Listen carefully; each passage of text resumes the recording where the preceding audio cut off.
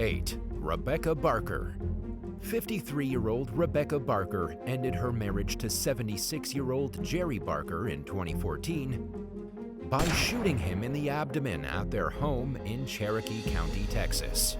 She told police that her husband had been verbally abusing her all day and that she just couldn't take it anymore when she fired the fatal bullet.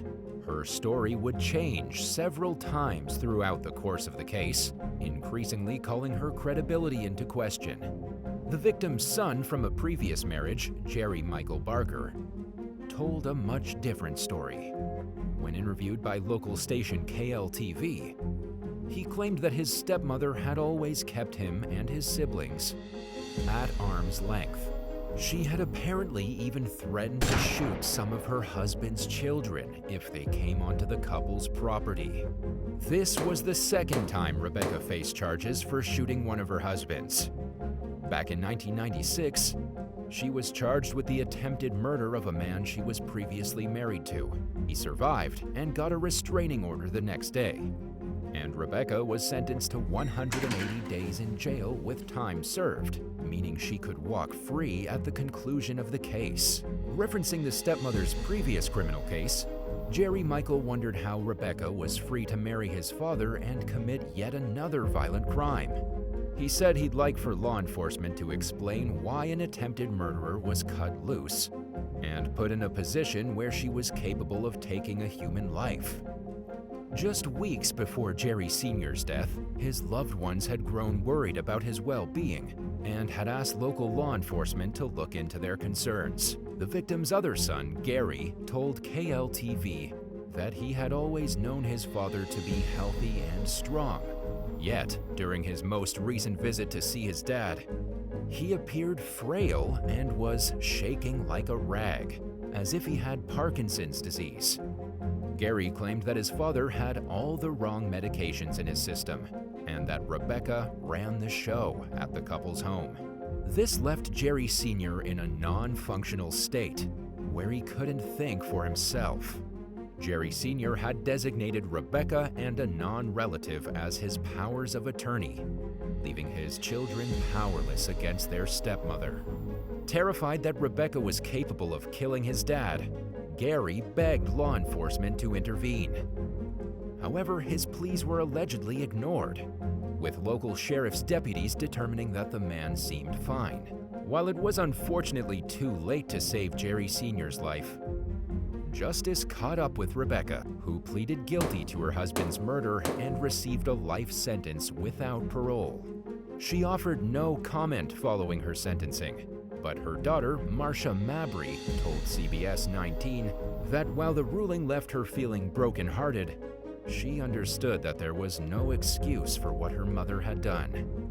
7. Anthony Waldron. In May of 2021, a teenager from Oswego, New York, named Jordan Brooks, died at an unnaturally young age from severe neglect. He suffered from cerebral palsy and required help from caretakers who happened to be his mother, Lisa Waldron, and his stepfather, Anthony Waldron. However, they failed to adequately follow through on their duties. The young man was severely underweight at just 55 pounds, 25 kilograms, and was found covered in bed sores when he passed away. Police found Brooks unresponsive in his home when they arrived. He was pronounced dead at a local hospital, where an autopsy found that some of his wounds were so bad that bone was exposed. The official causes of his death were listed as malnutrition and sepsis. Numerous school staff members told investigators that they had contacted Child Protective Services, CPS, with concerns about Jordan's well-being. CPS workers visited the school once, and they also made one visit to the teen's home. In the days leading up to his death, he was attending classes online and reportedly appeared increasingly frail and unhealthy. His attendance also began to suffer, and when he did show up for his virtual classes, he often kept his camera turned off.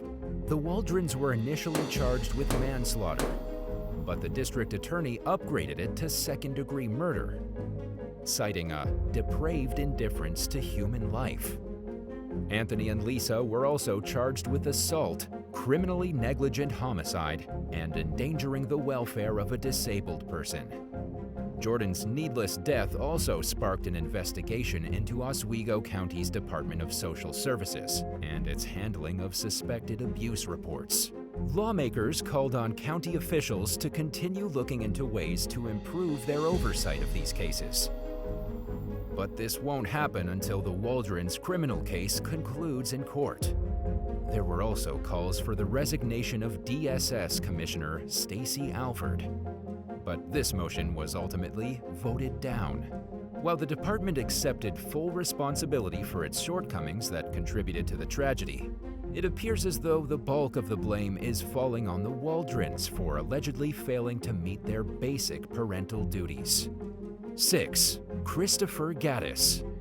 In 2017, former youth pastor Christopher R. Gattis was playing a board game with his wife, stepdaughter, and his stepdaughter's boyfriend during a Thanksgiving get-together when things suddenly took a violent turn. Christopher and his wife, Jeanette Gattis, had recently argued about Jeanette's children staying in the couple's Chester, Virginia home. On Thanksgiving night, the family had a disagreement over some spilled wine, and Christopher demanded that Jeanette's kids leave the house. When Jeanette intervened, Christopher fatally shot her, as well as 30-year-old Candace L. Coons and Candace's boyfriend, 36-year-old Andrew E. Boothorn, from behind. Gattis was charged with 3 counts of first-degree murder and at least 1 gun-related crime.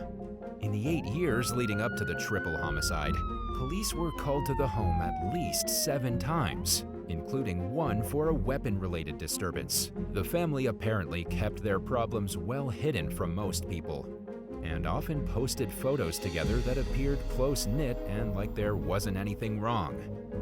However, the murders also happened to be caught on camera, making the crime hard to deny.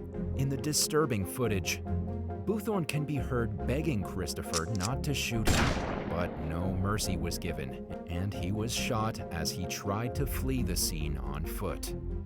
Gattis pleaded guilty and received 3 55-year consecutive terms, meaning he'll spend the rest of his life behind bars. 5. Kimberly Mangrum. In 2002, the body of 34-year-old Leanne Smith Mangrum was found floating in a Tennessee creek with her Jeep submerged in the water nearby. Her body was covered in bruises, indicating that someone had beaten her, although an autopsy determined the cause of death to be drowning. Authorities deemed the death suspicious, but the case soon went cold as family members gave conflicting and confusing stories. It became nearly impossible to weed through all the details in order to get to the truth. However, detectives eventually zeroed in on Leanne's ex-husband Terry's new wife, Kimberly Mangrum. The 2 women always had a tumultuous relationship, especially after Terry and Kimberly gained full custody of his and Leanne's biological children. As the case unraveled, investigators learned that Kimberly had repeatedly threatened to kill Leanne in front of the kids. She also made the children call their mother and say extremely hurtful things, including that they wanted her dead. Kimberly reportedly took her hatred for Leanne out on her stepkids and her husband as well. At her trial, the children testified that their stepmother burned them with cigarettes and even slashed their father's throat with a coat hanger on one occasion. The day Kimberly murdered Leanne, she made the kids watch and participate, threatening brutal harm against them if they refused to comply with her orders. And while Terry didn't know of his ex-wife's murder until later on, he helped cover up the crime by destroying evidence. At their stepmother's command, the children initially told detectives that their mother was with a mysterious man shortly before her death. However, the truth finally came out after one of the kids was granted immunity in exchange for the real story. Kimberly was initially granted bail and fled Tennessee, sparking an interstate manhunt. She was captured in Kentucky and was convicted of first-degree murder. She was then sentenced to life in prison and won't be eligible for parole until 2058, when she's 94 years old. 4. Jessica Grajeda. In June of 2021, a young man died from blunt force trauma after being struck at least a dozen times by his own stepmother, who then allegedly pushed him, causing him to hit his head on something as he fell to the floor. The teen was pronounced dead at the family's Pomona, California home, following what the police described as a campaign of torture and abuse. The victim's father knew about it, but apparently did nothing to stop it from happening. Officers responded to the scene after receiving a call about someone needing CPR. When they arrived, the victim was no longer breathing.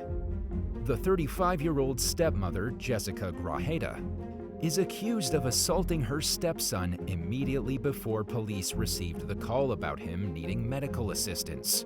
She faces a murder charge, along with multiple counts of abuse. Grajeda allegedly abused the teen for a prolonged period of time leading up to his death.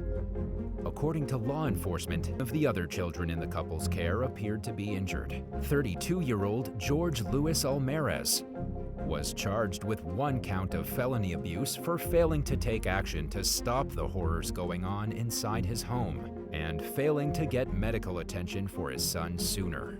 The teen's biological mother, Catalina Alvarez, lives out of state and was in a powerless position when it came to helping her son.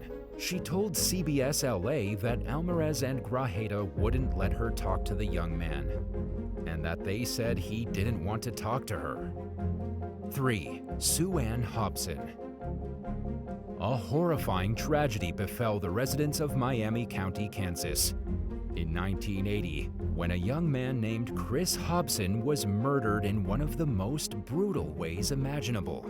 It all started when Hobson's stepbrother, James Crum Jr., and Crum's friend, Paul Sorrentino, picked the victim up for a ride in their car. The two men forced the teen to dig his own grave and then shot and buried him. Sue Ann Hobson had hired her son and his friend to carry out the murder. She always maintained her innocence, but prosecutors argued otherwise and laid charges on her, as well as Crum and Sorrentino. Crum was convicted of first-degree murder and was paroled in 1999. Sorrentino made a deal with prosecutors and pleaded guilty to a reduced charge of aiding and abetting a murder. He was later released in 2004. As the mastermind of the horrific crime, Hobson was convicted of first-degree murder and spent the most time behind bars. She was released in 2011 at the age of 68, after facing the parole board for the 9th time. She was met with opposition from local residents every time she was up for parole. They opposed having a killer in their neighborhood, including an 84-year-old woman who appeared at Hobson's final parole hearing. However, the board decided to give her a chance and allowed her to return to the civilian world. 2. Veronica DUNNACHIE.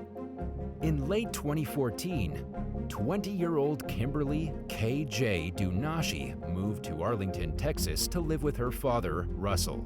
She planned to help take care of her younger half-siblings while her father and stepmother, Veronica, went through an ugly divorce. She wound up dead one afternoon when Veronica showed up at the house, got into a fight with Russell, and fatally shot both him and KJ. Veronica then left the home, called a friend, and confessed to the double murder. When the friend tried to reassure her that things would be okay, she reportedly told them that she couldn't be helped. She drove to a mental hospital, where Arlington police arrested her and charged her with capital murder. When investigators looked at Veronica's social media, they found photos of the suspect showing off her guns. She was a member of a group called Open Carry Tarrant County, which advocates for an open carry gun policy. The group argues that it helps to stop crime rather than cause it. However, that certainly wasn't the case when it came to Veronica, who soon became known as the Open Carry Killer. Thankfully, the 36-year-old will never carry a gun again, now that she's behind bars for the rest of her life. 1. Reddit post backlash. A man got into a much-needed reality check when he posted on Reddit's Am I the A-hole forum in 2022 about how he wanted to charge rent to his 8-year-old stepson. In the anonymous rant, he described how the boy receives a $25 weekly allowance for performing basic chores like keeping his room clean, helping out with the dishes, and maintaining tidiness elsewhere throughout the house.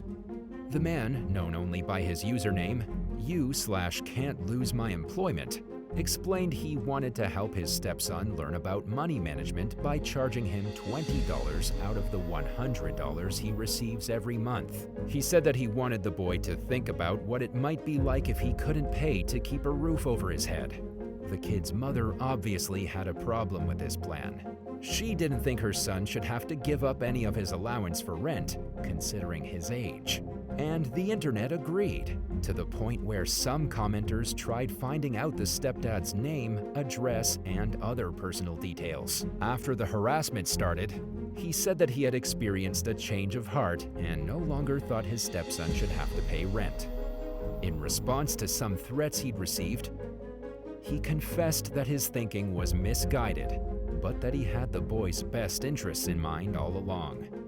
Would you rather have an evil step-parent who absolutely refuses to get along with you, or be forced to choose between your partner, who you love deeply, and your own child, who just can't seem to find any common ground? Let us know in the comments below, and while you're at it, hit that subscribe button. Thanks for watching, and we'll see you next time.